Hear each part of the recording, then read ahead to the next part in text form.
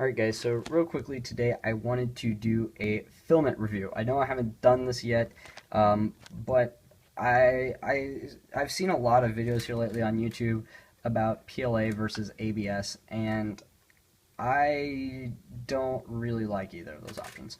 The reason why I don't like ABS is because it smells like crap when you print it, and your family members tend to get just a wee bit upset with you if you do that. And also, it's like there's a load of different materials for 3D printers. There's wood fill, there's metal fill, there's like carbon fiber fill. There's all these different materials. There's different plastics. There's nylons. So why don't we take advantage of this? Now, I think part of the reason is people with really low-end 3D printers can't print this stuff, and they're really only limited to PLA. But those of you who have nicer 3D printers, this stuff is a real option. And what I'm talking about is PETG, or any PET plastic. This stuff is incredibly strong for what it is. I think it's a good bridge between PLA and ABS. The reason why I like it most is because it's quite strong like ABS, but at the same time, it doesn't smell when you print it, like I mentioned, and it's about the same price, so it's really not that bad. This stuff happens to, I usually go on the higher end of this. I usually go more towards the 255 side. I find that about 245 to 255 in there with this particular filament. By the way, this is the inland filament. I got this stuff from Micro Center. It comes in a nice box with a little window on the side to see what you're getting. It comes in a nice vacuum sealed bag with all that good stuff. But like I mentioned, the reason why I like this stuff so much is because of its strength, and also it's recyclable and very. It's not going to come across on the video very well, but it is very clear.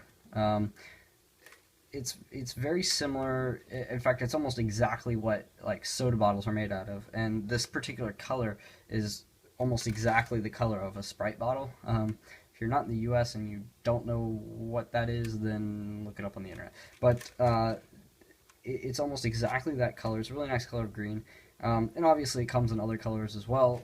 But like I said, the reason why I like it is because of its strength. Case in point, I 3D print a lot of gun parts. Unfortunately, I haven't been able to make videos about a lot of them for various reasons, but this is one of the ones that I had been designing, and this is a copy of a part for the GHK GBB conversion kit that, in my case, broke, so I've been trying to make a replacement, and this stuff has done very well. I did make a replacement, and I will make a video about that soon. And it's done really well. Like I said, it's quite flexible indeed, and it puts up with a lot of stress from impacts. Well, I found, and so that's why it suits being this part very well, because the bolt and everything goes in this, and it goes back and forth and such. So it works well for that. It also, I've been liking this again for also the aesthetic reasons. I made a box for my playing cards. I like playing cards, carry them around with me everywhere, and having a nice box is always good. I may or may not be releasing the files for this on Thingiverse. I haven't quite decided yet. But it's, it works really well for aesthetic reasons, and as a case, I haven't really had this break on me, and it's very, very thin as well. That's one of the things when I'm carrying it around in my pocket. I can print very thin stuff with it and still have it be reasonably strong. Another thing is, for those of you who like to print mechanical things, I found that this filament is exceptionally good for printing gears. So if you can't get your hands on nylon, which is what I was originally going to buy, this stuff works quite well, and I think it looks a bit nicer in addition.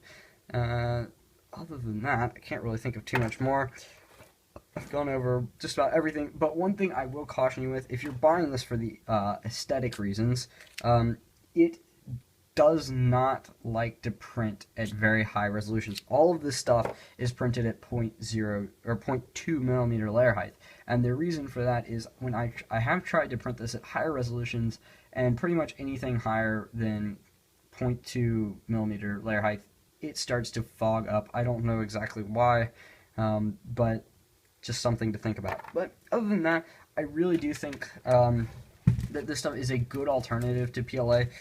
You probably should have a heated bed for it. I haven't really experimented not heated bed, whatever. It doesn't really seem to contract too much or whatnot. It's pretty dimensionally stable, but I would, I would use it I would not use it in a, a $300 printer that you bought from Barnes & Noble or whatever.